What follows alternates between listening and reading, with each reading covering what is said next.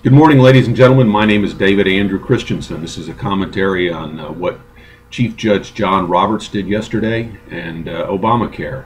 It's June 29th, 2012. It's about 6 a.m. here in Miramar Beach, Florida. You saw a conspiracy yesterday of epic proportion. You had a conservative Republican chief judge vote for Obamacare, which is a phenomenally socialistic program. Let's look at that for a second. Both Obama and the Democrats in Congress that passed this law strictly said and stayed away from the term tax. The Supreme Court is supposed to interpret what Congress meant, and Congress meant that it wasn't a tax. So Roberts really stuck it out there. He voted against protocol and the history of the Supreme Court. He's more conservative than Kennedy. Kennedy should have been the swing vote. And if the centrist on the court says that he would have voted to strike it down in its entirety or did vote that way. So, let's summarize this. You've got a very conservative chief judge who is going to say that Congress's interpretation or intention was that this was a tax, one of the largest tax increases in the history of the United States. Republicans are not supposed to be ideologically big on taxes. So why did Roberts do it? The Katrina virus is real.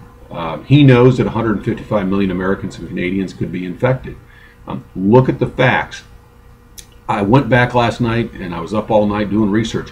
No commentator ever talked about Roberts, voting for the bill as a tax.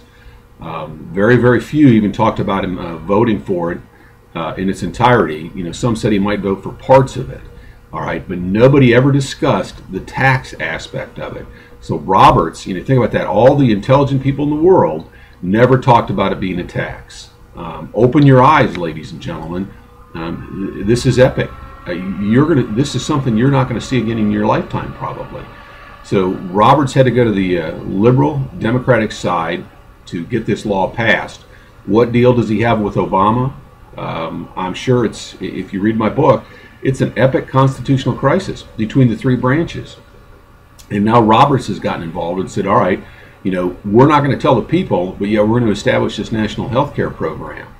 How far are people going to go to stop it? Do they want to know the truth? I don't know. But look at it from that point of view and listen, because it's going to take 3 to 5 days for the commentators to figure out how big a deal it is that Roberts voted for it and why he voted for it and what reasons he gave. That has not happened in my research in the history of the United States and in the United States Supreme Court. Y'all have a good weekend. I hope this is it. Next week's the 4th of July. My name's David Andrew Christenson. Godspeed.